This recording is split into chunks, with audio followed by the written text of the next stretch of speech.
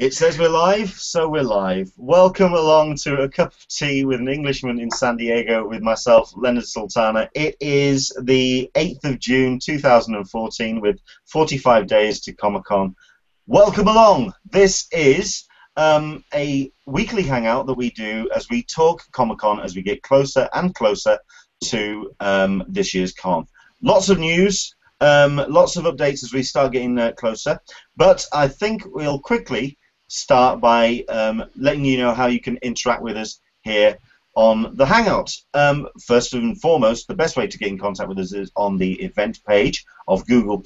Click on the Q&A button on the side of the video, and by all means, type in a question, interact with us, check in, let us know if you're watching, say hello. Don't forget as well, if you do spot a question in the question list that you actually want to have asked by somebody else, click on the +1, I'll bump it to the top of the list and we can see that first and foremost. I mean, for example, we have Jesse saying, good morning, everyone.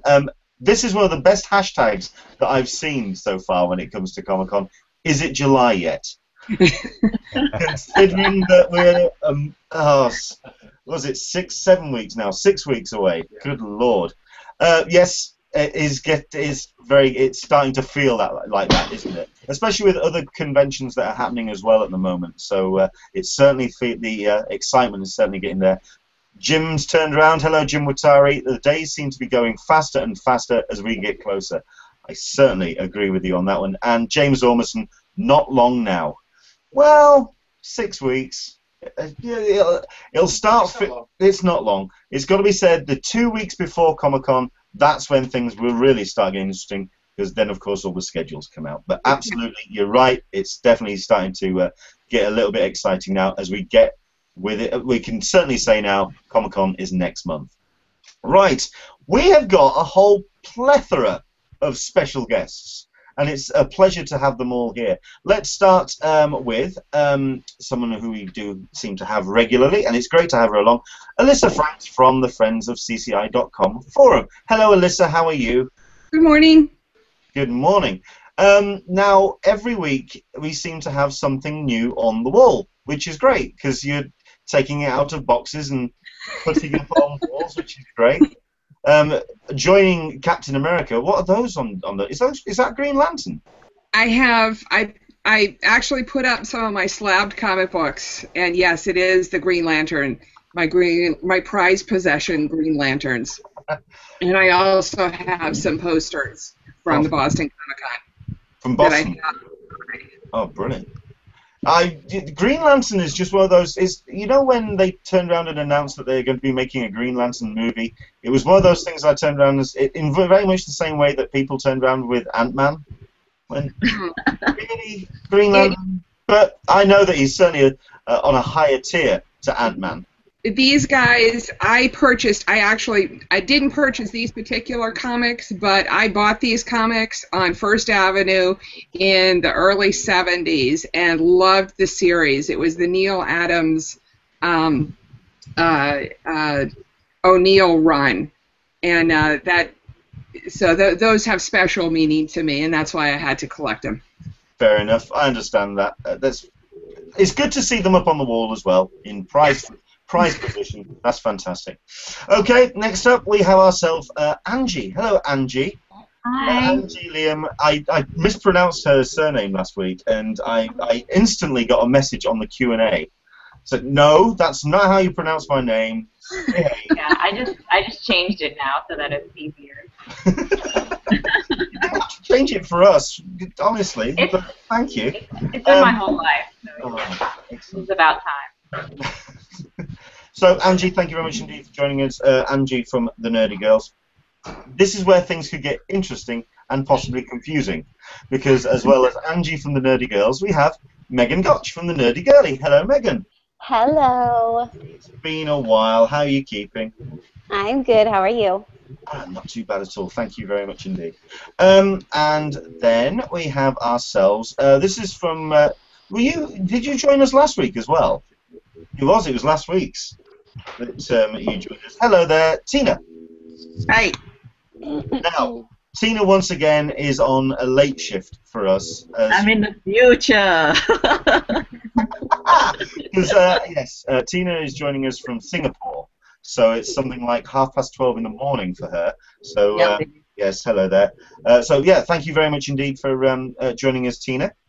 And we have ourselves somebody who I have been kind of not. Yes, I've been pestering. Okay, I'll admit it. I've been pestering Tony for some time to come back and join us. Hello, Tony. How are you?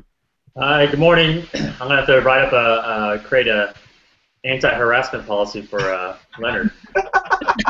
You know what? I think you'd be perfectly entitled to kind of because we asked people to tweet Tony last week. Come on, join us on the Hangout. Join us on the Hangout. And he's just turned around and he's relented, which is fantastic. But then again, you've been extremely busy because not only have you got all your family commitments. What's this about that you were going to be playing in a football game today? What's that? Not playing, just attending. But anyway, it's a honor to join you guys, and sorry it took me so long. Oh, it's fantastic. No, thank you very much indeed for taking part. And last but not least, somebody who we are going to... Oh, hello. Am I still on? No. Can you hear me? Yes, I can. Yeah, okay. About that. Now, this is where I think Jeff might have to unmute his mic, and I think he's slightly disappeared. What? He's there. Here. Are you there, Jeff? Yeah. I think have you muted yourself? Can we see you? I'm right here talking. You're right there. Okay. Right. Well, I mean, we can hear you. We can hear you anyway. I think we're just waiting on the picture.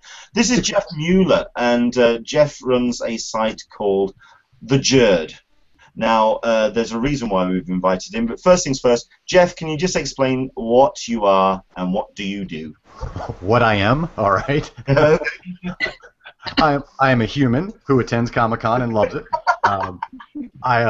I run a website for geeks and nerds called thejerd.com. That's a combination of jock and nerd kind of mashed together, and it's all about going from geek to real-life superhero. You see, this is what we need. We need someone who's going to help us put the cape on and be all kind of superhero. That's what we need. This is what we need, an expert, and that's you're here to save us, Jeff. That's fantastic. Woo-hoo! I can do it. Okay, I'm just wondering if I actually am appearing at this point. I don't know if I am. So I think what I might do is just stick with our guests at this point. First of all, first and foremost, how you can get in contact with us is via the Q&A, which is the best way. But you can also interact with us on Twitter if you want to tweet CupOT SDCC. That's the hashtag for the show. Also, you can tweet us at SDCC Virgin.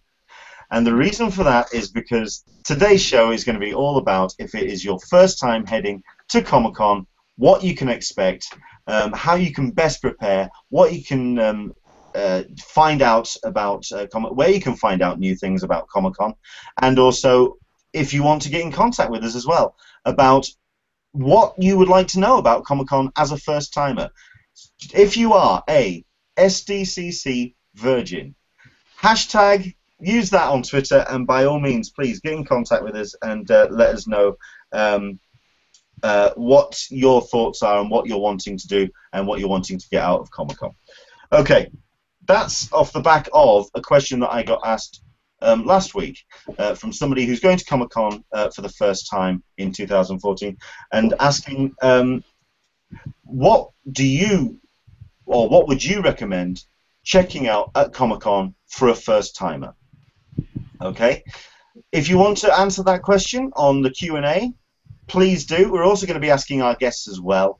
If you were going for the first time, what would you recommend? Or if you knew somebody who was going for the first time, where would you send them, and what would you specifically point out to them as a first-timer to enjoy and get the most out of Comic-Con? Okay, right. We'll quickly run down what's been talked about when it comes to Comic-Con this week. We'll go down the list. Alyssa, as the SDCC blog, or Friends of sorry, it's me. Friends of CCI.com/forum. the CCI forum, what has been talked about this week? We're not going to answer the question? No, we'll save that for the end. That for the end. What's been talked about? We had a rousing conversation about the events with the sexual harassment issues that have been going on. We have a remarkably good post about some stuff that's happening outside the con. I've got a forum member who is doing a fabulous job for the forum, Alex387. So, and we're talking about exclusives that we'll go into in a few minutes. Absolutely. Because there's a fair amount that has been talked about this week when it comes to the exclusives. So, yes, we will be covering a fair amount on that. So, yeah, let's go down the line. Angie, what has been talked about when it comes to Comic-Con this week with the Nerdy Girls? Yeah, this week people have really been wanting to know tips. Just general tips about lines, panels, schedules, food, everything to do with Comic-Con. Just tips, like what little bullet points that they can read and take with them. Have you been finding there is a lot of newcomers that are coming to the site? Yeah, actually. In fact, 2 people I'm taking with me this year are completely new to cons in general and have never been to any con. So I'm kind of using them as a model of what I should be talking about on the site. Have you been using them? Have you been sort of advising them the best you can? You can usually see behind people's eyes whether they're getting it or not. You know, right? Yeah, we've been prepping for months. Excellent. I told them as soon as they decided they wanted to go, I was like, all right, we got to start planning. Let's have some Skype sessions. So I can only wonder what on earth they thought when we're prepping now. Really? Okay. They're overwhelmed.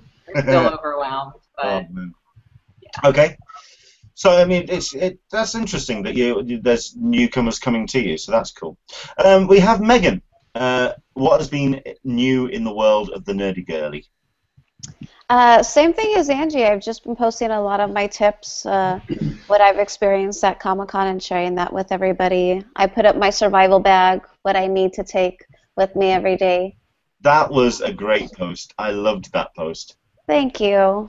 I think what I'll do is I will put a link to that down in the description below of this video once it's gone online. But yes, what you actually would like, or what you ideally need to put in your bag. Absolutely, yeah. Yes. Oh, hello. Sorry. It wouldn't be a SDCC hangout without some form of furry friend joining us. So good to have somebody joining us. Okay, Tina, in Dot Diva land, what has been talked about this week on your Twitter feed and on your... Yeah, my friends and I were wondering whether we would be actually heading to Petco Park for the MTV at Linkin Park thing. Yeah, we were trying to find out more information, but I guess what's available now is just what's posted on MTV and Linkin Park's website. The other thing is that a small group of us usually gets in quite early on Tuesdays, and we're going to have like dinner and get together before the Comic-Con starts. Hello? Yeah. Can you hear me? I can. It was. Yeah. I think it was myself that kind of died there. Sorry about that. Like we usually come in quite early on Tuesdays, most of us, a small group of roomies and friends that we know of, and we actually have an open invitation to anybody who are newbies who just want to get to know some people before the convention starts. At least, they know some people who can help them out or answer their questions. And we're having it at Lou and Mickey's, which is just across the street from the convention center, Tuesdays, 7:30 p.m. So if anybody's interested, they could just tweet me and I'll just put you on the list. A casual thing, and just get together and have fun. Excellent. Yes, because I saw that as something that you posted, and the first thing I did was look through my own personal schedule for the week, and because already with 45 days to go, it's already starting to fill up with things that we're kind of arranging to do, and it's already starting to look a little bit insane. It's incredible. And Tony, obviously, you've been extremely busy with other cons. Have you been to other cons as well? Because you're kind of deep into the convention center, convention calendar over there.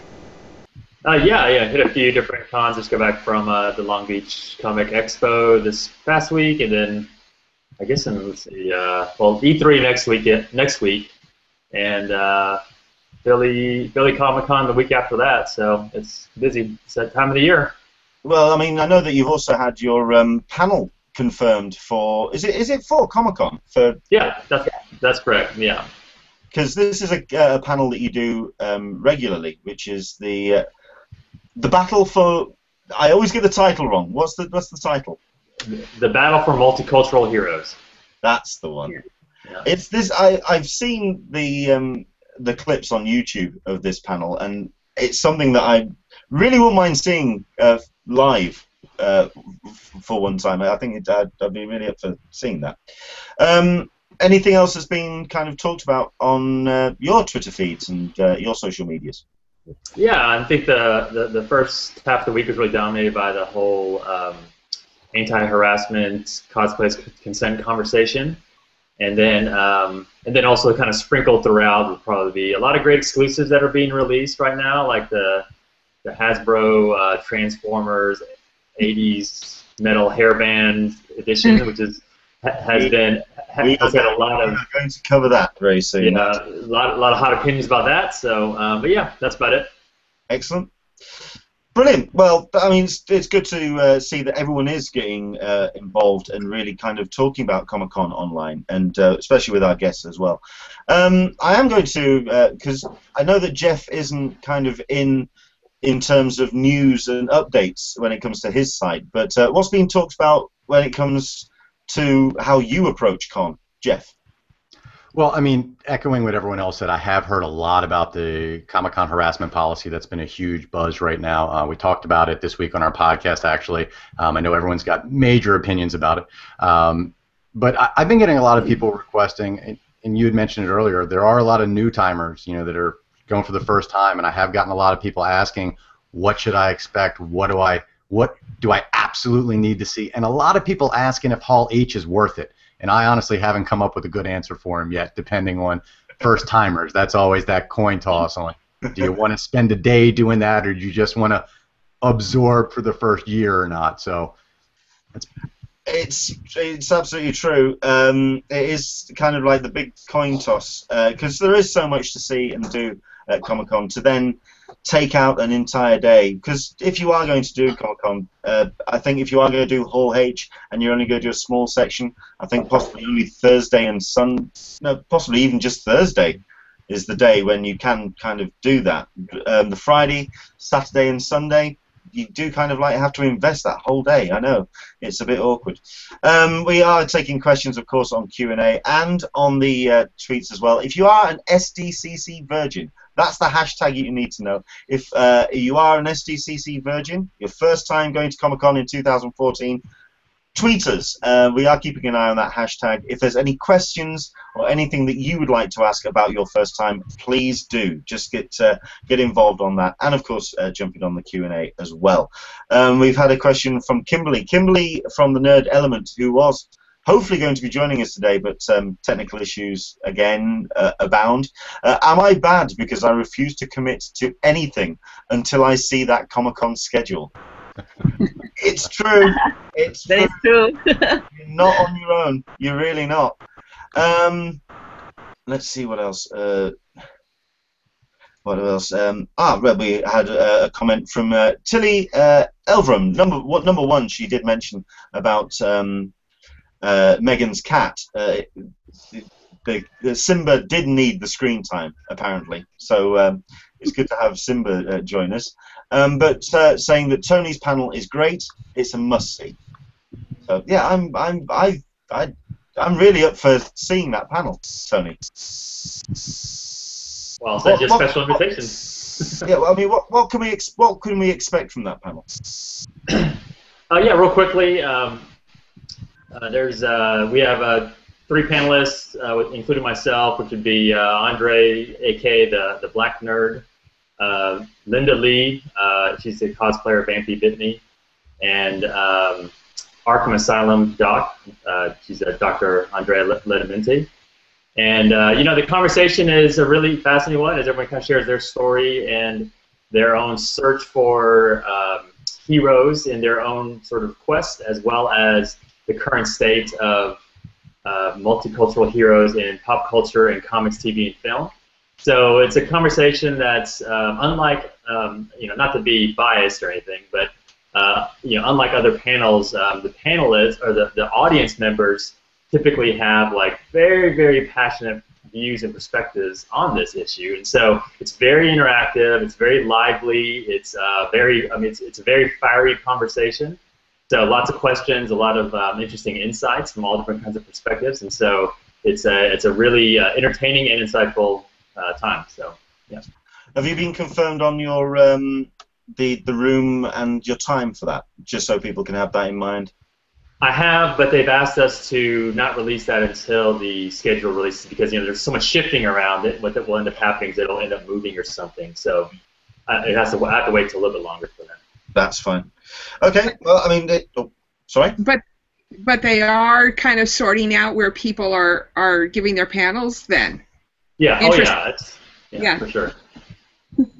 I mean, everyone has their projected time and date and everything. It's just. Yeah. It's not settled until it's officially announced. Oh, of course. It's just interesting, to figure out where they are in the whole process of getting you guys sorted, all of the panels sorted into different rooms and, how they're juggling all of that. So. Yeah. Excellent.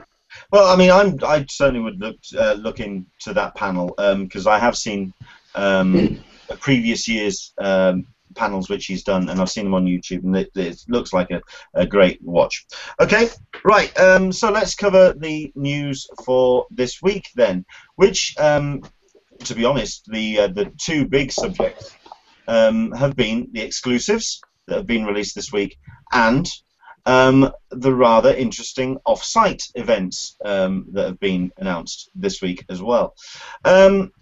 I'm going to try something here because we have got the ability to screen share, of course, on the on this. So hopefully, if I go to this and pull up my screen share, this is where I should be able to bring up a couple of pages of things that have been announced this week. Right. First things first. I don't know. Can everyone see that? Yes. Excellent. First things first then, and the one that a lot of people are being excited about because we're about episode 7 into the current season run, and the enthusiasm for Game of Thrones, of course, continues abound. And the big thing for 2014 is this announced by When Nerds Attack, Factory Entertainment, SDCC Game of Thrones Dragon Egg plush set. Now this is 3 eggs, which are soft plushies, coming with handy clips that allow you to safely attach them to your armor, mitre chain, backpack, or rear view mirror. I'm just wondering if I've got another page here. Yes, this is the page from Factory Entertainment as well. That's the price that you need to be paying attention to, of course. $20, sorry, for the pre-order. And then, of course, you will be able to collect them at the stand 2747 of Factory Entertainment this year. There's only going to be 2,000 pieces for this particular exclusive, but I believe, are they taking pre-orders on that? I think the pre-orders are being, yes, the pre-orders are being taken now, with shipping heading out in August of 2014. What's everyone think about that? You can't see the picture, you can just see our chat. Oh, okay. In infinity. Yes. I thought that was just me. I thought I was going crazy. I tried to be clever. This is what happens. What I've just done there, then, is what is now going to be officially known on these Hangouts as a Jeremy Rutz. So because Jeremy did that on his on the Hangouts. Sorry about that. Let's try again. Now can you see it? There you go. There you go. That's it. Oh man, Jeremy, if you are watching, it happens to us all, sir. Yes, so there you go. There's the clip-on box set. Rather nice box as well for these plushes. Any Game of Thrones fans? Yay! I must have. Really? Yes. Wow. So are you going to be? Is this going to be something that you're going to be pre-ordering and making your way to? No, I'm just going to flat out steal it when I see it. Well, in that case, you really are kind of like embracing the whole Game of Thrones ethos.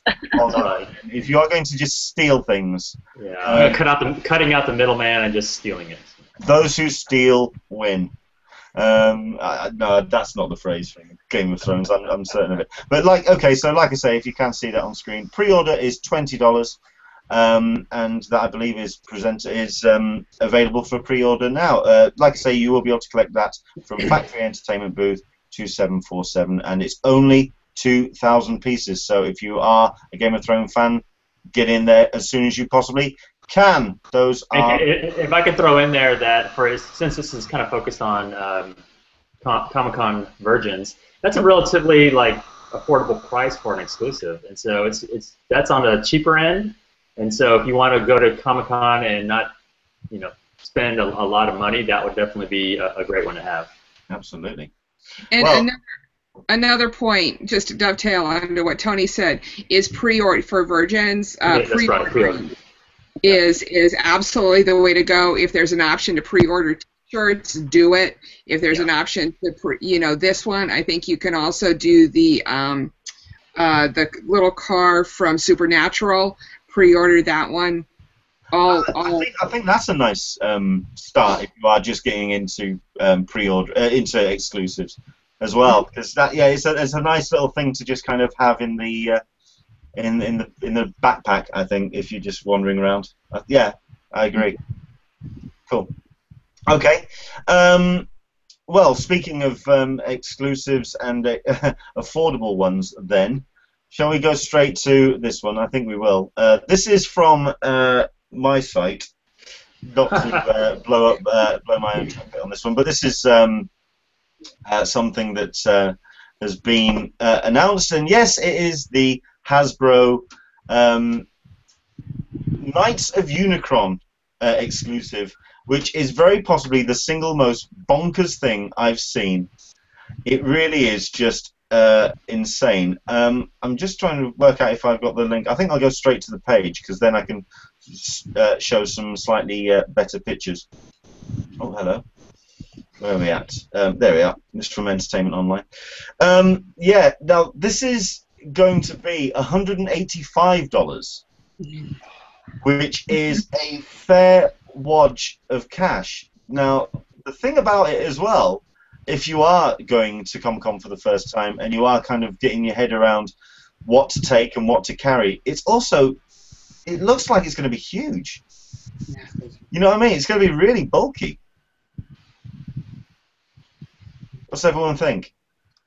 Yeah, it's going to kind of be the helicarrier of a couple years back, and there wasn't like a Sentinel the year before that, something like that. So there's always like that one ginormous exclusive that everyone's carrying around like a suitcase throughout the week. Plan accordingly. I'm just wondering if we can get through. If you can see that on screen. So yes, you do get. It comes in 2 boxes. It comes in a concert carry case, like the hard cover carry cases that you can get at concerts. It's a cardboard box which is shaped in that style. And you also get what looks like a speaker boombox as well, which will contain the 4 the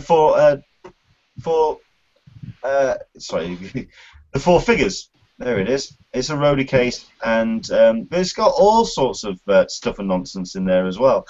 What I did notice as well, and 1 or 2 people have pointed this out, over here you have what looks like a full 12-inch vinyl record.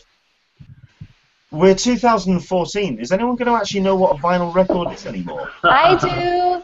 I would want that just for the record. If they would just sell the record, I would want just the record. It's, yeah. That is so cool. We're now at a point where people are kind of downloading this stuff anyway. When CDs almost become the not the norm. I mean, very, very curious. I'd love to know if they actually are, because someone mentioned that they are printing up a vinyl record for this. What are they going to play it on? Frankly, it's going to be a bit weird. But yes, not going to be cheap. $184.99 is going to be the price of that. I do like how it says as well, from ages 8 and up. It's been really fascinating this week tracking the feedback on this item, because it's had a real love-hate relationship with the fans. I mean, there's been some people that have been saying this is like the best exclusive ever, to this is a complete galactic waste of time. And so I haven't seen an exclusive of this caliber have such a polarizing effect. Yeah. It also... oh, go on. I have bought the Transformers in the past couple of years, and I have to say this one seemed to me to be a little light. I mean, it wasn't the Bruticus from a couple of years ago, which had 5 Transformer figures and all fit together, and it just seemed a little bit more glitzy and geared towards kids. I just find it very odd that they are sort of pitching it towards 8 and up, considering that anyone around the age of 8 isn't going to know what hair metal is, isn't going to know what a record is, They have cool parents. and hasn't been to their first concert yet. It's just going to baffle the hell out of them. Can you imagine handing an 8-year-old a $185 set of toys and just saying, No. go play? No. It's going to be a weird one, is that? That's just bizarre. But also, I think just getting it home is going to be awkward. But fair play to them. They've done something unique, and it's got people talking. And I really like the look of it. It's certainly something to talk about. Likewise, with Hot Wheels, which has been the other big piece of news this week when it comes to the. I'm just trying to zoom in a little bit so we can just see that a little bit better. This has been the Star Wars Hot Wheels coming from Mattel. Just to explain as well, I'm going to edit this. Also, when it comes to the Transformers exclusive, I did actually put that you can pre-order that, and I automatically had Action Figure Fury tweet me say, "No, you really can't." Just to let you know, yes, the Hasbro Transformers is only available at Comic-Con, so I'm going to edit that just to make sure. This, however, is available for pre-order, which is the Comic-Con exclusive Star Wars Hot Wheels cars. Now, what's everyone been talking about with this? Hello? Yeah, I mean, not a ton of notable conversation. I mean, people dig it. I think that the packaging is probably the coolest part of it, but I mean, you guys hear much buzz about it? Go on. Just to clarify, the pre-order on the Mattel stuff usually sells out within a couple of minutes of when it goes live to the general public, unless you're in their program.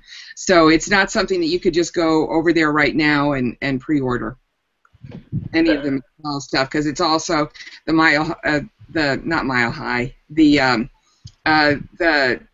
dolls, Monster High doll. High? Yeah. So the same corporation does all of those. Sure. Well, I mean, I think, like you say, I've been getting some fair old chatter about this because obviously Star Wars is definitely going to be the hot topic for this year. Obviously, and not only that, but that's a really, really nice package as well. But yes, I think like Tony said, people have been talking about that it's going to be inside a lightsaber. I mean, come on, that's just cool. That's really It cool. is. That is going to be. Let's see. Oh. That's. I'm just scrolling through this. I was just trying to find out about when we can pre-order that, but 24th, I understand. Sorry, I'm having some help. Someone who is going to buy it, sort of whispering in my ear on that one. That's incredibly cool. Okay, so those are the exclusives on this week, and there have been one or two as well. Bear with me a second. I am trying to turn the screen share off now. Okay. There we go. I think. Very, very blocky at this end. I hope I'm not too pixelated at your end. Right. The other thing that's been talked about this week has been the offsites. Has been any offsites that anyone have heard about that you would like to talk about first and foremost? I just saw one this morning that looks really cool. It's PubQuest presents Super Video Game Land. It's at the Mission Brewery, and it is a local San Diego artist, Anthony Bulacao. I'm sorry if I said that wrong. And he has artwork from old classic video games. It's going to be like kind of like an art show, I guess. I saw that, and all I saw, to be honest, I'll send the link. Being a Brit, I just saw the words pub, and yes. Automatically my my interest was piqued. So yeah, I know what you mean. I'm very curious to see what that's going to pan out to be like. As long as it's not going to be like a pub crawl like the World's End, because that not only took up a lot of time, but everyone was too plastered by the end of it. It was just kind of everyone got really kind of tied up. So bear with me a second, because I am going through the questions as well, which people have been posting on the Q&A. So sorry about if I'm feeling a little bit distracted.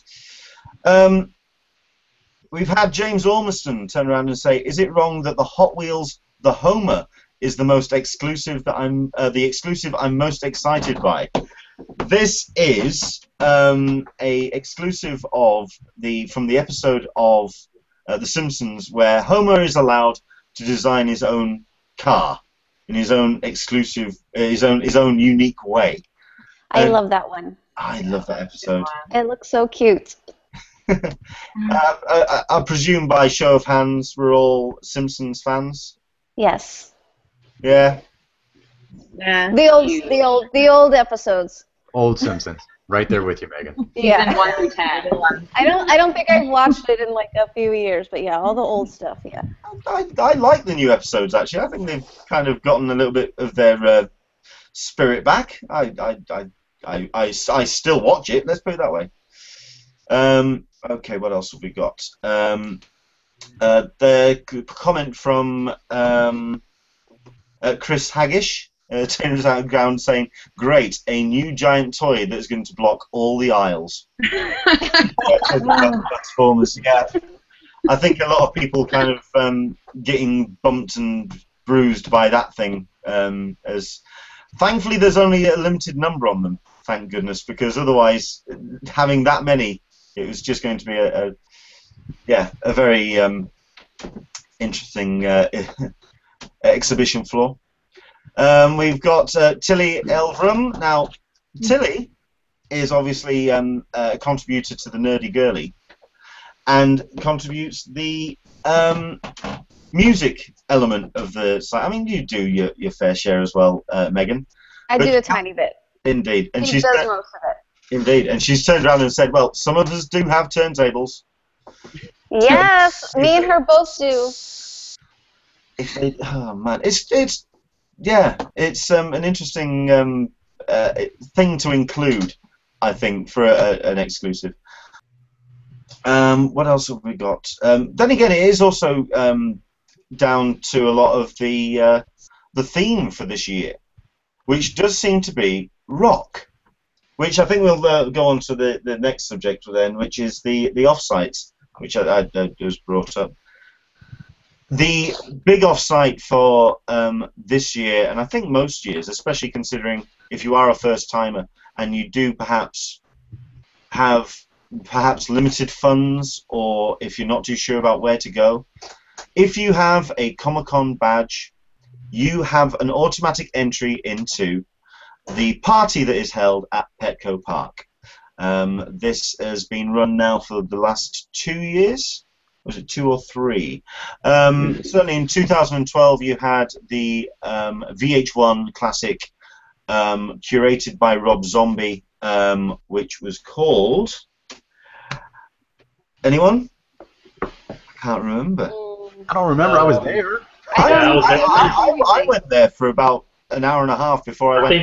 I think the name is just as forgettable as the event itself. So.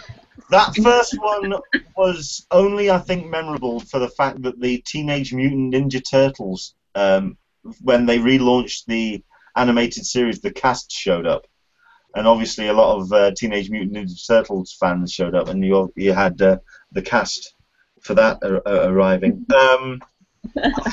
If you managed to queue up, I mean, considering it was held on the evening of the first day of Comic-Con, and you had just gotten into the whole vibe of queuing up for things, the queue for the free T-shirts went all the way around the back of Petco Park. I remember. Yeah. Oh man. So does anyone go to these parties? Because there was the one last year which was MTV2, Party in the Park. Did anyone go to that last year? I wanted to. There's The just so line- much stuff to do. Yeah, I could see the line from my hotel room, and it was insane. And then I found out that it was the free beer line, and I wasn't that interested anymore. Like, yeah, I think I'm just gonna skip it. And plus, the Nerd HQ fan party was the same night, so. Yeah, I'd rather go to that. Yeah, I would much rather go to that. So. Fair enough. Well, I just think I mean, for a free party, I don't think it's too bad to go along to, especially considering this year you'll be having a performance from Linkin Park, which I think is probably the highest profile band for a free gig that Comic-Con has. I mean, Did Weezer do a free show last year? Was it free? It was Metallica did a show. Private Walking Dead. Oh, okay. Metallica did a show last year. Was it free? Yeah. You just Well, it had was to get, free, like, but you had to be part of their Yeah. panel, I believe. Yeah, you had to get like a golden ticket or something. Oh wow. Okay. Yeah. Well, considering that the golden ticket for this event is literally just going to be your badge, I've had 1 or 2 people asking whether if you are attending on the Friday and Saturday, whether you'll be able to go.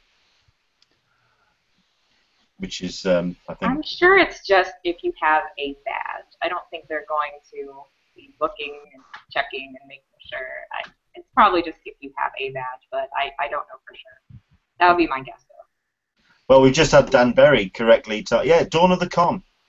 That was the. That was the first party. I thought it was okay actually because they had they had all sorts of things to see and do, and it was an interesting distraction for an hour and a half, 2 hours. And I think it kind of got you into the spirit of the thing. But I think this year, with the whole live Linkin Park element to it, I think it's certainly going to be, number one, a lot busier, and I think it's going to be a very... That's going to be a busy party, I think. Especially if I'm there's gonna free go. beer. Definitely. Yeah. So, yeah, okay. By show of hands, who's planning on going? No, I'm gonna try. I'll try again. I don't know. Yeah, But I it don't depends on how long the It line depends is. on so many things. Is that like Thursday? Thursday's like busy. That's Well, the first day. I suppose if you are an SDCC virgin, would you advise them to go, considering they have got 3 more days of the con to do? If they're looking for something to do, then I say yeah, go for it. Yeah, the Nerd HQ party is the same day too, so I would go to that. It's probably way less crowded. Okay. You can do both, probably. Yeah. You get to the MTV one early enough. You'd be really tired. True. It depends on what they're going to come on for.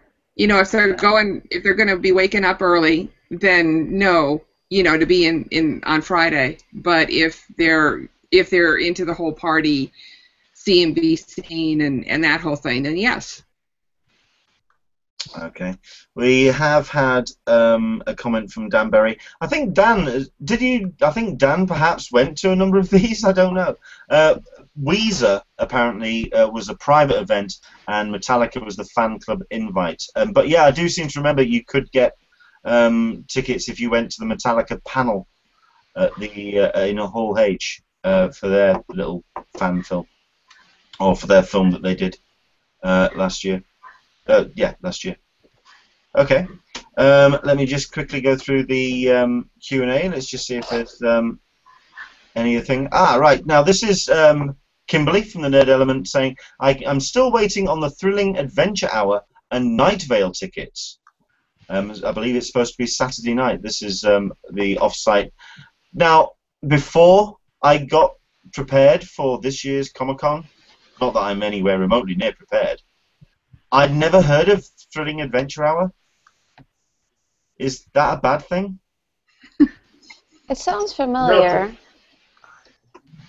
Is anybody here familiar with it?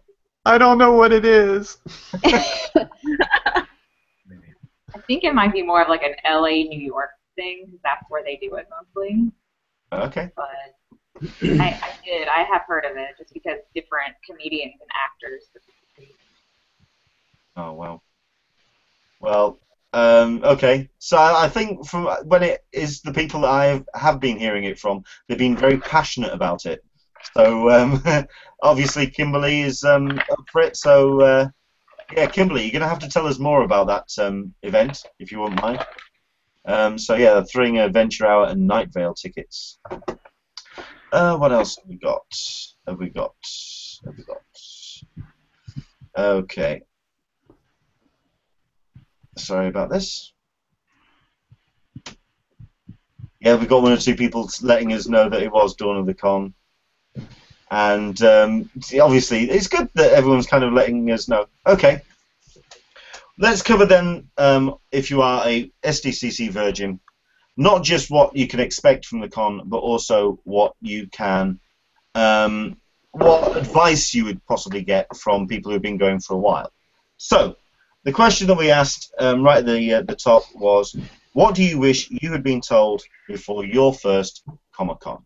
So let's go down the list. Let's down through our special guests. If we can go back then, Alyssa, to your first Comic-Con.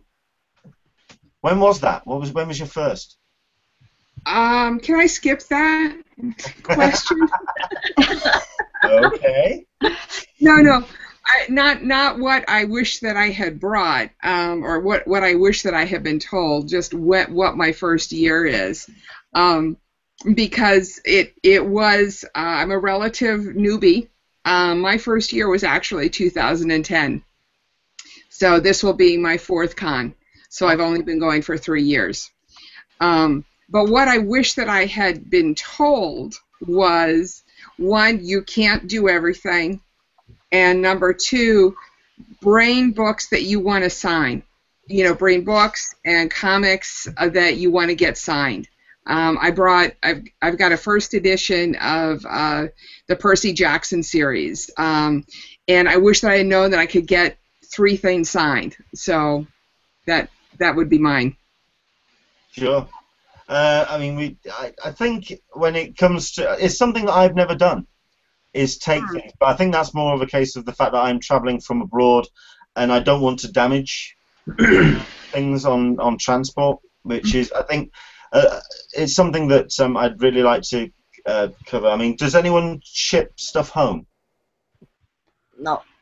I did last year just because I had a lot of swag that would not fit. This random crap that I got. But I got one of those if it fits, it ships boxes.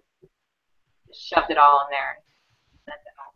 I wish I could take pictures, or have taken pictures of my wife's packing, because she just somehow manages to get all of our clothes in one corner of the suitcase, and then just piles it with the rest of badges and buttons and notepads and things that she's picked up, and free cases for iPhones, and she just manages to get 3/4 of the suitcase is all swag. And then you need to have her do a tutorial on that. Yeah, because I'd like to know. I think you might. Yeah, I think I might have to get Caroline involved on that one. Yes. Okay.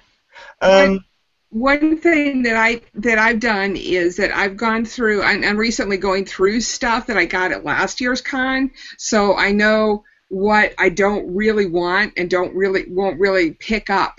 So I don't pick it up at this year's con, so I don't have as much stuff to bring back with me. So you learn that. You learn what is really good and what's not good. You don't just take everything. The first year I took everything, and then every year after that I took less and less swag. Exactly. You said it way better than I did.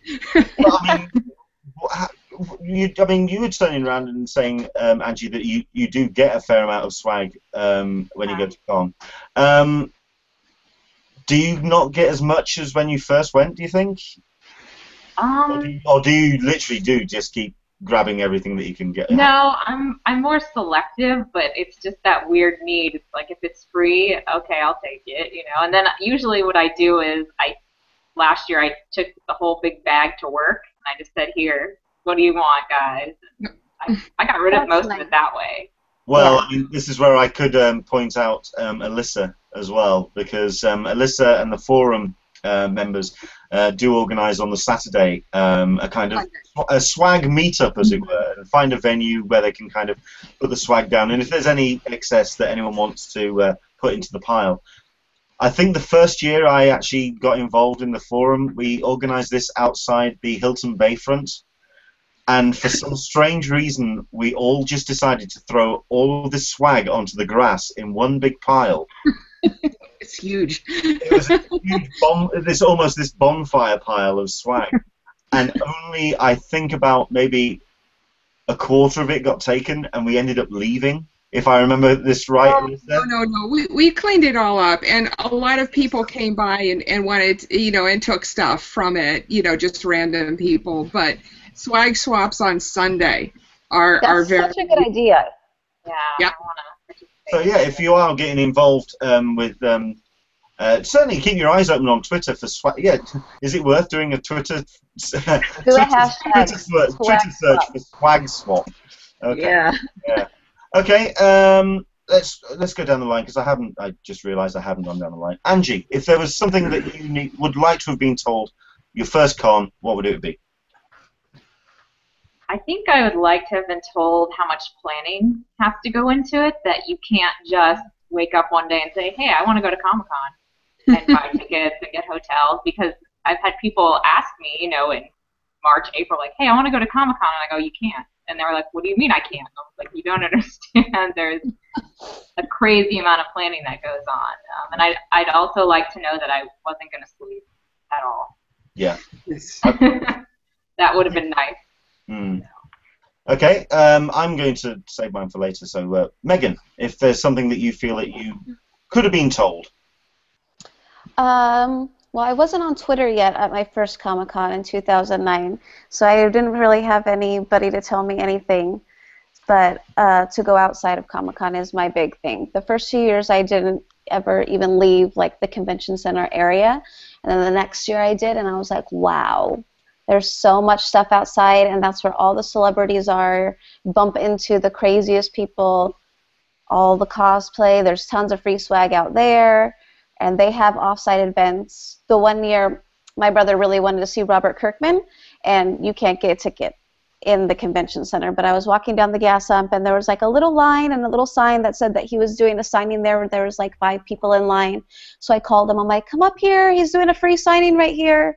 And so just walking around and you just see things. Yeah. I do dine off a lot on the preview night of last year, because I was working as volunteer last year at preview night, so I couldn't join in the queue with my wife for the preview night queue.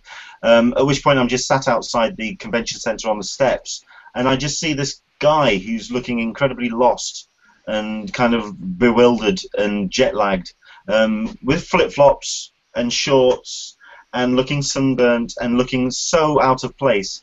And it was the producer of Doctor Who, Stephen Moffat. And I collared him, and I've got to have a picture taken. And he just was like, yeah, he just looked like he'd stepped off the plane. He just looked so jet lagged. It was untrue. And my favourite thing about that was once I said hello and let him go, he would then continue just wandering around and getting his bearings around the convention centre, and passed 9 people dressed as doctors who didn't recognise him, and just walked straight past. And yes, something tells me, Tony, that you would have spotted him. You would have recognised Stephen Moffat.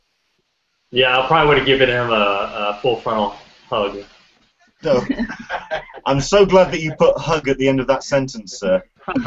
Good Lord, you freaked me out a little bit there.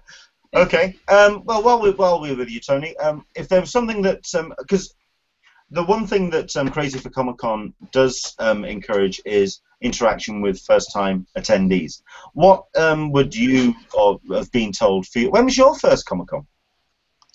My first one was 2006, and so, you know, the whole first-time thing conversation was different back in 2006, obviously, because it was before the big boom. So I think what I would definitely say now is that there really has to be a commitment, of course, to go to panels. So if you're going to go one day, then I would definitely spend probably most of it on the floor, and then a little bit on the outside in the convention center. And don't even try to go into a panel, because if you only have one day, you probably are not going to use that well. But I think if you're going to go to a panel, you have to really commit a full day to do that. And you know, the whole question of, is Hall H worth it? I think it absolutely is. Again, if you only have one day, maybe not. But you know, Hall H is like not going to Hall H is like going to France and not seeing the Eiffel Tower. You can, in theory, do that and have a great time, but everyone's going to ask you, how was the Eiffel Tower? And so I think that if you have multiple days, then I think it would be good to just invest one day into Hall H, because you don't want to miss that experience as people talk about Comic-Con. So I think my advice would be, you have to, if you have multiple days, to commit at least one full day into going into panels, and because you know you can't casually experience panels at Comic-Con. You really have to commit to it. Absolutely. Well, I'm going to come back to that really quickly in a second, but next, Tina. We haven't been speaking a great deal with you today. I apologise. If there was something that you would like to tell an SDCC virgin, then what would it be? Okay, I was lucky because the first year I went, which was 2010, I knew of friends who had already attended about 2 years. So I was kind of prepared in terms of what to expect. But the thing that I learned from then on was, you know, to be able to plan the schedule when they release it, and to at least know your target spots of where you really want to go, like which panels and which autograph signings, or if you are actually taking time off-site to go somewhere, you have to schedule for that as well. Yeah. And also, it's really useful to have a small little bunch of friends that you can rely and then take care of each other, especially for ladies. I'm not sure about guys, you know, but for ladies especially, if you have a small group of friends who you could connect with, even though you're doing different things, and have a place where you can maybe fix a spot where you can meet for dinner or something like this, because the place is so huge. And also the walking, the amount of walking that I didn't anticipate, because even though we are from a city in Singapore and we do walk a lot, but the distance was longer and farther than I'm used to. Like a block is much longer than what a block would be in Singapore, because we are such a small city. And also you have to walk maybe from one end to the other or a roundabout because they are realigning lines and the walkways and hotels or whatever outside, and maybe you have to rush back in. So you have to take into account all this walking as well. You can't literally, you almost can't just rush from one spot to the other. Let's say you are thinking that you could make it for another panel, but it's upstairs and it's like across the hallway to the other side. So you have to schedule in the time for that as well. Yeah. Well, I mean, I think that was what I advised when somebody asked me the question, what you would, if you could advise anybody. And I think the advice I gave was, if you can get into town early, or if you can get, I mean, even if you don't have, say, preview night badges, I would recommend getting into San Diego perhaps for the preview night day, because there's lots of things happening outside of the con. There's so many people outside the building and inside the building, as we discussed last week. It does feel like an additional day to the con. Even if you can't get in the building, at least you can walk around it, get your sense of San Diego and what it's like with that amount of people. I think to get your bearings, if you're a preview night badge holder inside the convention center is one thing, but if you don't have a if you don't have a preview night badge, just getting your sense of the sheer scale of the convention center, because it is a mammoth building. I think first timers that perhaps walk into that exhibition floor and just see it just continue all the way down, it can be a bit overwhelming. So just to get an idea of the sense of scale, I think is certainly something to have. Just to go quickly through the questions. We've got Travis McIntyre who's saying, I just want to say hi and thanks for doing this chat. Thank you very much indeed, Travis. Glad to meet all the people I've been following on Twitter and getting great advice for SDCC. This is my second year, but first time going solo. Yeah, if you are going solo this year, don't panic. That's the other advice I can give as well, because you are going to be in the company of 129,999 other people who are just as passionate about things as you are. So don't panic too much. Other advice, we've got JC Bactus. Hello, JC. Nice to have you join us this wherever you are, afternoon, morning. Keep in mind, SDCC virgins, that you're going to be about walking in excess of about 5 miles or more per day of the con. You're absolutely right. I describe Comic-Con as a marathon at sprint level. You do have to have some kind of physical endurance to take the con on. You're absolutely right. Which leads me on to somebody who hasn't been speaking a great deal, and I've noticed he's been in the corner of my screen, kind of like going, "When's he going to get to me?" No. Now's the time. Now's the time to shine, Jeff. This is Jeff Mueller, who runs a site called thejerd.com. He's also the Mighty Jerd on Twitter, and he is determined to help nerds get fit and become their own personal superheroes. He's somebody who I spoke to in trying to get a vlog series up and running called Bye Bye Comic Book Guy, which has gone a little bit to the wayside purely because I've had one or two medical things, I've had a bad back. Look, I could come up with all sorts of excuses, and I'm going to stop right there. So, Jeff. Yes. What I want to talk to you about then is, for first-timers, what you can expect, and certainly what you feel first-timers should do to prepare physically for Comic-Con. Well, first off, I'm surprised no one said, first-timers about the cell phone Bermuda Triangle that is the convention center. So outside of the fitness thing, if you're going and you're expecting to stay in contact with the outside world, you're probably not going to be able to. And bring a cell phone charger, because your battery's going to die like that. But besides that, like you said, walking. You're going to be walking an immense amount. And people going for the first time, you'll have people tell you, hey, look, it's a lot of walking. You'll nod your head. You go, yeah, oh, yeah, I know. I've been to a convention before. No, you haven't been to a convention like this before. The amount of walking is insane. you're going to be. I think 5 miles is a reasonable estimation, like the person putting the question said. But to get ready for it, walk a lot. But more importantly, I think if you're not used to the physical exertion and you don't want to get completely blasted on your first day, walk around with a book bag filled with some books because you're going to be carrying stuff, especially if it's your first year. Like everyone said, people are going to be throwing swag at you left and right, and you're going to be hauling around either a book bag of your own if you're smart or one of the Comic-Con bags if you didn't prepare. But you're going to be carrying stuff.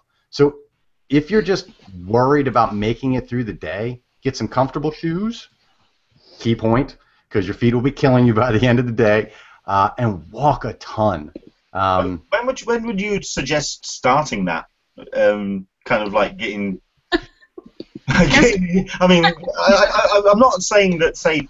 when you were 13? I don't know. You should be doing that regularly. All right. Okay. All right. No, I didn't exactly mean to say, okay, so 3 days before the con, start walking loads. No, that's not what I meant. But I mean, I presume is 6 weeks enough time? Yeah, to prepare? it is. It is. If you're not used to a lot of physical exertion, 6 weeks is plenty of time to get used to a good steady walking routine to where you're walking a couple miles a day and it's not phasing you. First 2 weeks are probably going to suck a little bit, but it's the way it goes.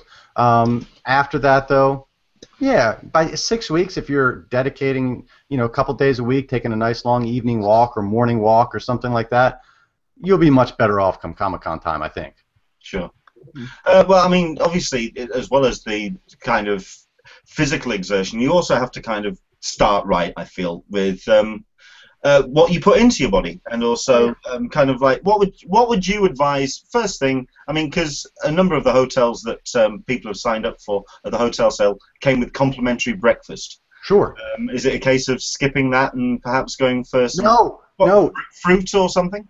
There's the thing. So if you want to prepare for a good day, the one thing that drove me nuts at Comic-Con, and I know it's a huge geek staple, that damn cereal bar that the line around the corner where everyone wanted their free bowl of cereal from the King of the Nerds. Jesus. Avoid that like the plague. Avoid your pancakes, avoid your waffles, avoid your cereals. Go for omelets, go for fruits, so some protein and some fresh fruit. That's what you need in the morning so you don't get your carb crash at about 11 a.m. You just said the word omelette, which means I can go to the Broken Yolk. Yay! Yeah. Eggs are protein, and that's what you want in the morning. So I can do the Iron Man challenge. Yay! is that not what you mean? Oh, okay. One day I'm going to do that thing one day.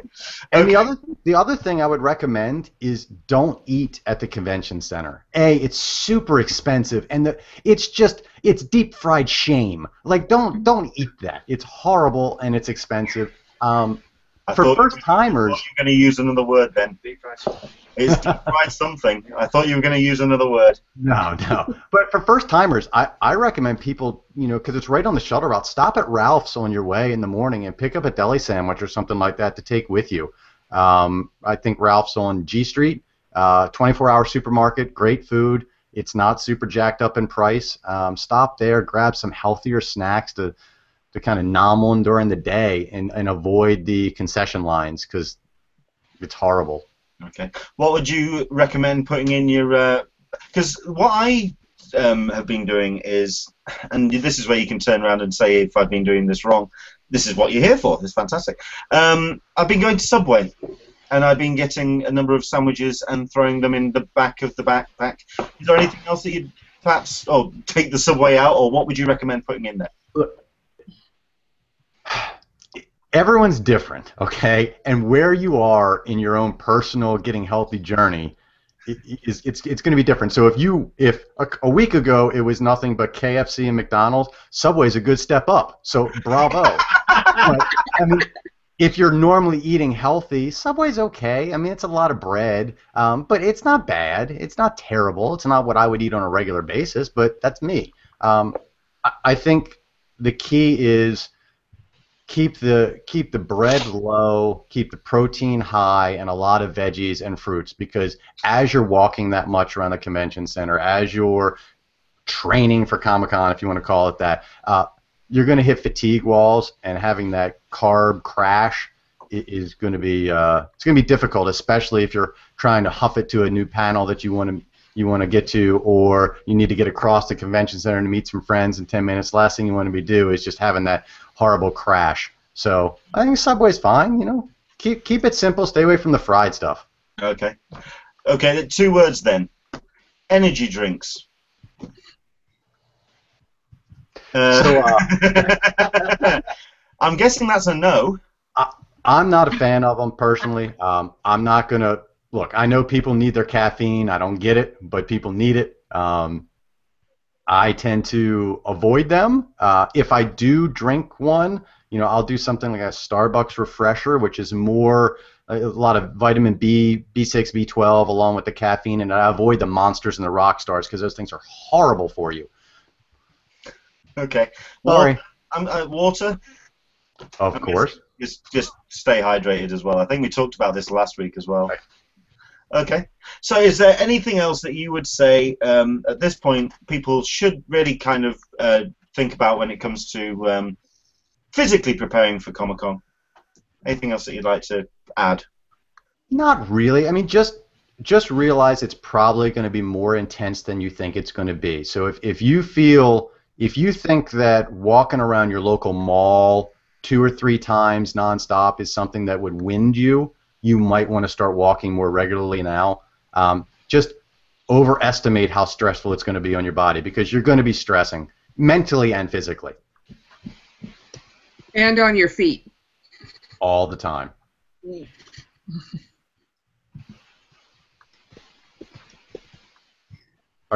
Leonard, if you're talking, I can't hear you, man. I hear you. Oh no.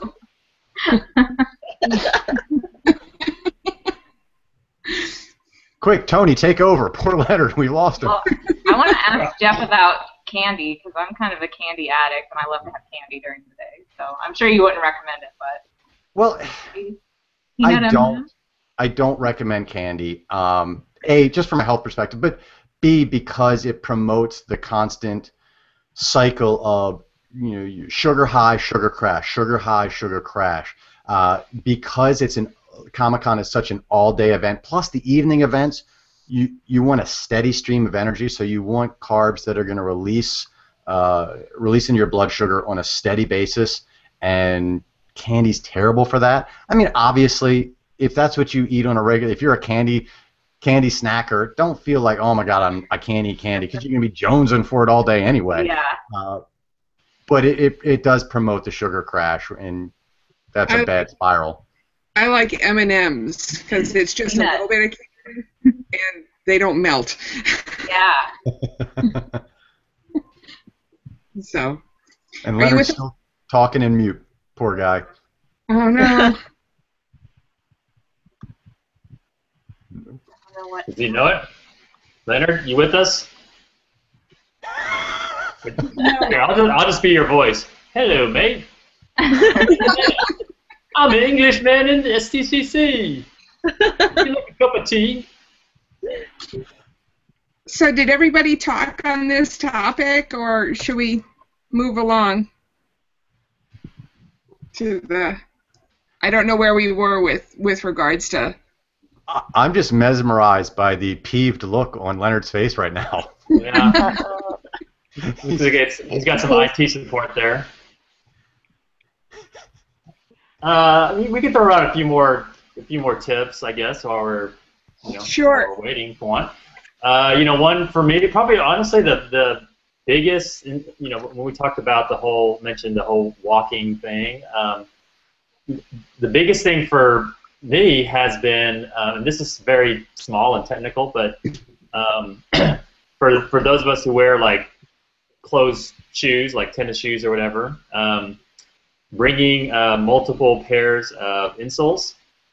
And so what typically happens, the reason why people have problems when you're walking the con by the 3rd or 4th day is that your shoes get get impacted, and they don't overnight don't have a chance to recover from the immense standing that we've all been mentioning.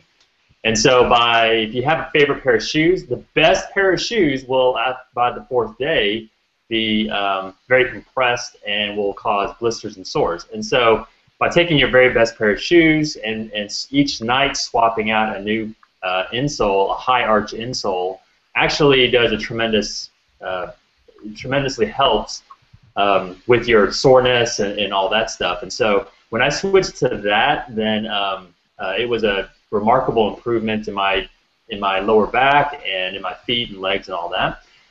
Doesn't really help with the gals who want to wear like cute sandals, or for Leonard who wants to wear high heels. But it was a really big. It was a super helpful thing for myself, and so I highly encourage that. I usually bring 2 pairs of shoes. I was going to say that. I'll bring a second pair of shoes, yeah. Yeah.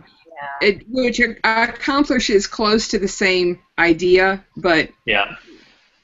Yeah, I brought 1 pair of Chucks last year, and my feet were destroyed by the second pair. I couldn't walk. Oh man. I couldn't walk. It was insane. Yeah. Isn't it amazing how popular Chucks are, and there's no support, and they're the worst. Yeah. They're not. I don't understand why the Chucks don't build in more internal support. Because I feel like it would be they're the best shoes on the outside, but they're the worst on the inside. Yeah. I did the same thing my first year. Wore my Chucks, and I was wrecked. Yeah. Too. I felt like an old lady. I was like, "What's wrong? I can't walk." Okay, I'm going to try. Can you hear me now? yes. Yay! Oh, man. You know what? I think... Can I just apologise? This is my kit, so it's my fault. That would be Neil. Yes, although it's got to be said, we are getting a number of tweets coming in saying, thank God he shut the hell up. I didn't mean to tweet that. I'm sorry, but... Oh, man. Listen, I think it is all about we are getting some great practical advice at this point, and I know it does seem like with 6 weeks to go, we may be sort of like peaking a little bit early with the advice on this, but you can never prepare too early for this thing. It's like Jeff said, it's unlike any convention you've ever been to in your life. It's the reason why they make films about this thing. It is something else. We have a question up on the Q&A. I just want to point. I'm going to go through a couple of these actually. Best energy drink is water. Would you agree with that, Jeff?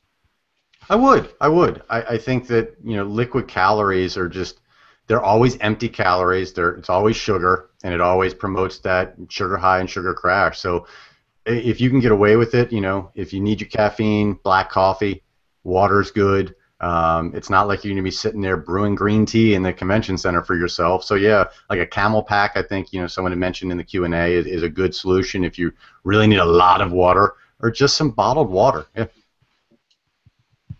Sure. Hello? You're still there? It's muted again. It's muted again, isn't it? No. No, you're good. Oh, okay. Sorry. I got to tell you though, it's tough to get through the day without that first cup of Starbucks, and man, it is like by the second or third day, it's like that might as well be a cup of gold that you're just searching for, because all the Starbucks or all the coffee shops have like huge lines, and so just trying to find a great cup of coffee is like the best start to the day, regardless of. I know that it's probably not the best thing to drink start off in the morning.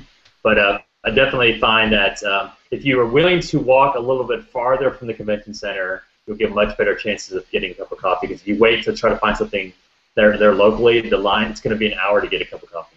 Well, I'm still trying to find somewhere that does a decent... Oh. Bear with me. Yeah. I'm still trying to find somewhere that does a decent cup of tea. No one is going to do a decent cup of tea in America. I want someone to, if you are watching this, if you are an American, if you want to type into your Google browser, type in Douglas Adams making tea. This is the guy that wrote The Hitchhiker's Guide to the Galaxy. He did an article on how to do tea properly. Okay, I wish I could print it out on flyers and just hand it out to people, because then you'd understand why we drink it. Because when you do it right, it's good. That actually was a two-part thing that JC said, that Dennis Burke from the Google Plus community did say, he gave a great suggestion, reminder in what he said about a Camelback. Mm-hmm. Now, I've never heard of this thing before. No. I'm guessing what it is. It's a rucksack like you would use to put whatever you need to throughout the course of the day, but also has a storage pouch for water actually built into the rucksack. Yeah, it's a bladder. It's a bladder. Yeah. Mm-hmm. It stays. The difference is that it stays cool or hot based on whatever you put in. Cool. Because it's got the insulation around it. Yeah. Then you've got the tube that runs up, and you could just sip on it throughout the day. I was in line next to someone that had one that was filled with whiskey. So. Yeah. We didn't bring that into the equation, but you know.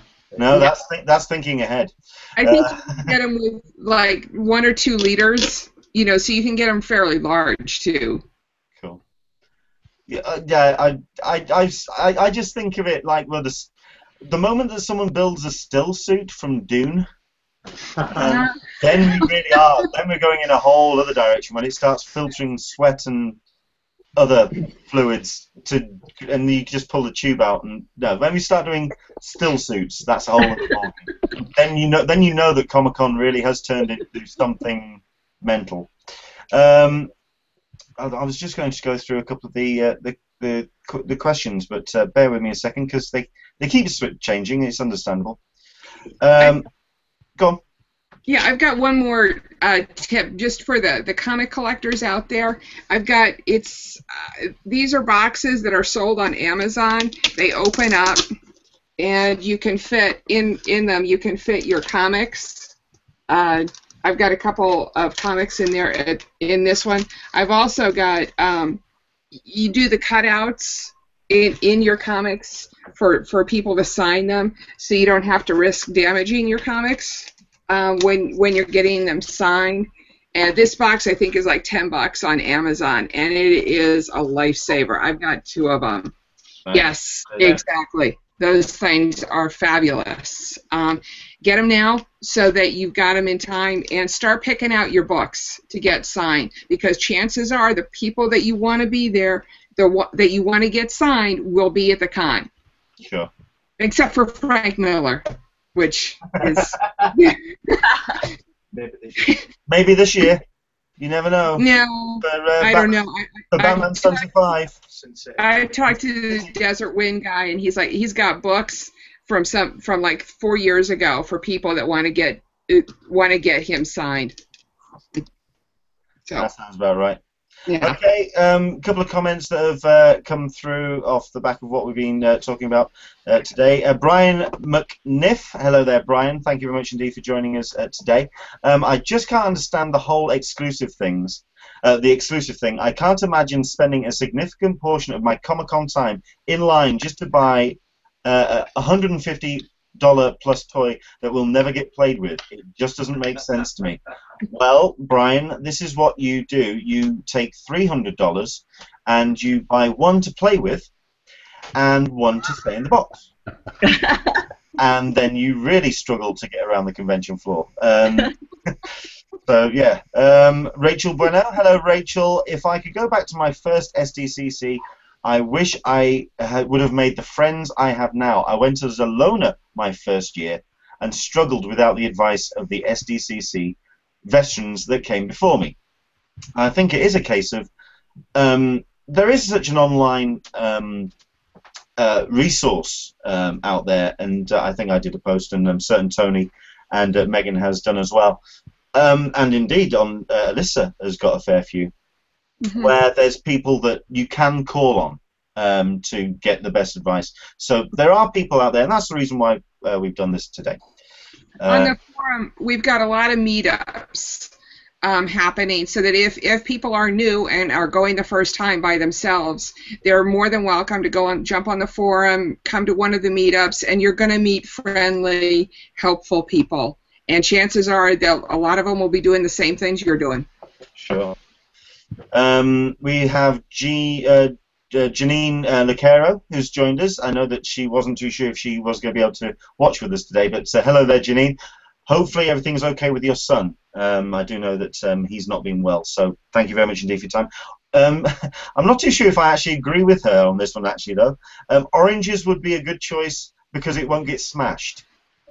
I can just imagine an orange getting crushed inside a backpack, and I don't think I'm going to endorse that one. It would smell good, but it wouldn't be.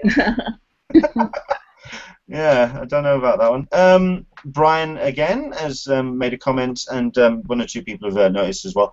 Ralph's is at 2nd and Market in San Diego, and Horton Plaza now has a Jimbo's, naturally, which is a lot of natural and organic food and makes fresh fat sandwiches and other things. So that's a good point, good note. Thank you very much indeed, Brian.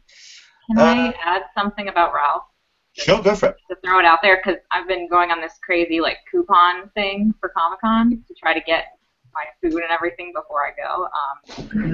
Get a Ralph's card because their prices do differ if you do not have their card. So if you go online and sign up for their card, I believe you have to be in a Southern California area that has one, or you can just ask a friend that lives there for their address and just get the card and bring it with you. I did that the second year, and it was crazy, the price difference. So that will help. And it's a free card. Yeah, it's a free card. So just sign up for it. Make sure you have it. Bring with you a CVS card too, because that's the other big store that's closed. Doesn't Ralph deliver too? I thought there was a bunch of people last year who ordered a bunch of stuff at the beginning of the con for their and was delivered to their hotel room. Am I misremembering? No, I seem to remember hearing that as well. Yeah. That you could have your Ralph's delivered. And all I could think about that was go down and get it yourself. Stop being so lazy. What, just me? I thought that was... No, I don't know about that. We've also had a question from director to Jeff. This is from Johnny C. How would you prepare for a day where you are not walking but standing around in line for Hall H, and then another day full of being seated in Hall H? Good question. It is a good question. Bring a fold-up chair. If you're one of those small camping chairs, I think is a great thing to have if you're going to be braving the Hall H line. But if you're there alone, man, one of those camel packs might be a good idea. You're going to be thirsty a lot, and you're not going to want to get out of line. If you're there with friends, having someone bring you some snacks occasionally is always good. Again, really, it's just about hydration. Hall H gets it gets kind of funky in there. It's kind of humid. You're going to sweat a lot. It's a little gross. It's worth it, don't get me wrong, but yeah, you're definitely going to want to have a lot of water with you. And I would stay away from, a lot of the coffee and stuff like that that's going to want to make you hit the bathroom on the regular. Try to avoid that if possible. Fair enough. Excellent. Thank you very much indeed for that. We've also had a comment from Chris Haggish, who's turned around and said, "Put everything in Ziploc bags. Everything in Ziploc bags. You never know when something might spill in your bag, or someone might spill something on your bag. Or you might put a bunch of oranges in there, and they may spill everywhere." A lot of Ziploc bags, I think. I don't know. Yeah. It seems a bit fiddly, but no, I can understand where you're going with that. Thank you very much indeed for that comment, Chris. I think we are gonna wrap things up. I'm gonna say we are gonna say goodbye. What's this? This is from Kimberly, and I think it's off the back of what Jeff pointed out, stating excuse me, that I walk with a weighted vest on a treadmill on an incline for a month and a half prior to Comic-Con. It actually helps. I love that. Love it. Bravo. That's I'm sorry. That's Kimberly. We both know Kimberly. I'm reading that and getting scared. Frankly. Don't be scared. I might just have to. Yeah, I think I'm gonna have to do something about this. Now this is off a comment from Dan Berry, and I don't know if it is the same brand that I got last year, but it says he says in terms of water bottles, I recommend the OKO water bottle. They have filters built in, which helps with the fountain water. I got the Brita filter bottles, which can be a little bit expensive, but it's great because you can just top up from a tap anywhere in San Diego. And yeah, that's a good tip. I think lots of water to hydrate is certainly advantageous. Right, I think an hour and a half, it's time to kind of wrap things up. Thank you very much indeed, everyone, for your comments and questions. Sorry for any technical issues that we have had throughout the course of this particular Hangout. I do apologise for that. Sorry. Neil there, my IT guy, he did rather well to help me out and dig me out of a hole halfway through. Let's just see what if there are any comments that have come in on the Q&A. I am going to write them up and send them to our guests in an email, and we will put those on the event page if I get any responses, which are worth noting, because there have been some great questions, but I do think it's time to wrap things up. So let's go down the line and say thank you very much indeed to Alyssa. Thank you very much indeed for joining us today. Welcome. How can we find you, and indeed, how can we find the forum? Friends of CCI /forum, and that'll bring you right to us if you're looking for meetups, information. It's a friendly atmosphere, no flaming involved. Yeah, I do find it's one of the most welcoming communities out there when it comes to Comic-Con. So yeah, absolutely, friendsofcci.com. Angie, how can people find you? Well, you can tweet us at The Nerdy Girl and our blog, thenerdygirls.com. Excellent. Jeff, now obviously we've brushed the surface of what is on thejerd.com. Tell us if there's well, where can people contact you first of all on the internet? Well, of course, you can always reach me through www.thejerd.com, and then you can reach me on Twitter at @themightyjerd. I really would recommend you checking out the website as well. Lots of hints beyond what we've talked about today, which has been about preparing for con, but lots of long-term things which he has on his site as well. Absolutely fantastic. Thank you very much indeed, Jeff. Megan, yes, I think it's safe to say most people know the Nerdy Girly, but where else can people find you on the net? I am thenerdygirly.com and at the Nerdy Girly on Twitter, Facebook, Instagram, all that good stuff. So just look for the Nerdy Girly. Yes. Or you can look for the Nerdy Girls. Yes. If you do want to get slightly... Both are good. Yeah, both are good. And we have Red Hot Diva. What can we? Where can people find you, Tina? Yeah, I think the easiest way would be facebook.com @red.diva. And then on Twitter, I'm on Sizzlim. This is SYZZLYM. Which I think is one of the coolest Twitter handles I get. Sizzling. Yeah, and together with Leonard, we are like international people coming in. So if you are an international person coming to San Diego, I guess we could both give some tips on those traveling things. Excellent. And last but not least, I think this has been the thing where we have had so many guests. We haven't had the chance to hear a great deal from you, Tony. It's a shame. What I'm going to do is it's something that we said at the top of the show that we were going to cover, and I completely haven't gotten around to doing.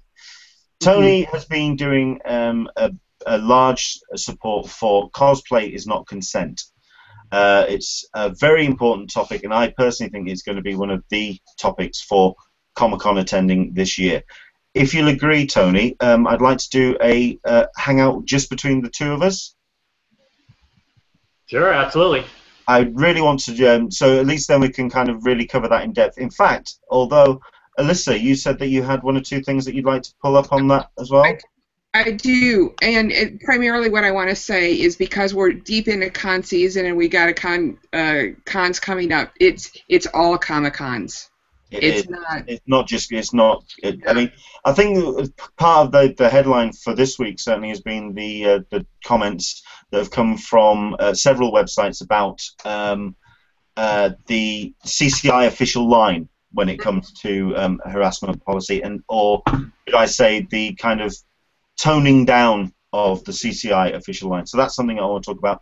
So if you are watching this after we've gone off air, when we've arranged that, I will put the link to that hangout down below, because I do believe it is a very important subject.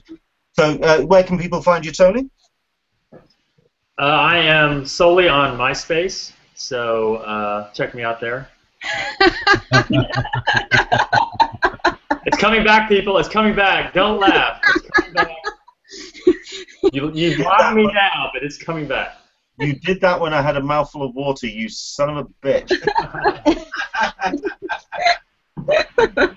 Okay, yeah, crazy4comiccon.com, and of course on Twitter as well. Thank you very much indeed, everybody. Thanks everyone again to everyone who's taken part in the Q&A, and we've had a fair number of people, SDCC Virgins, joining us on Twitter as well. Thank you very much indeed for your time. Like I say, all the bits and pieces that we've talked about, and also the things perhaps we've missed in the Q&As, I am going to try and type them all out, or get them out to our guests so we can kind of catch that up and put that down in the comments of the event page below, and also on the YouTube comments as well. Thank you very much indeed. Like I say, we are preparing full tilt for Comic-Con 2014, and hopefully, if you are a first-timer, this hangout has helped. Take care. We are back again next week. We'd like to have you join us. We've had some great viewing numbers over the last couple of weeks, and they're getting steadily bigger. Do share and tell everyone about joining us next Sunday for another cup of tea with an Englishman in San Diego. Take care, everybody. Say goodbye. Bye-bye. Bye. Bye.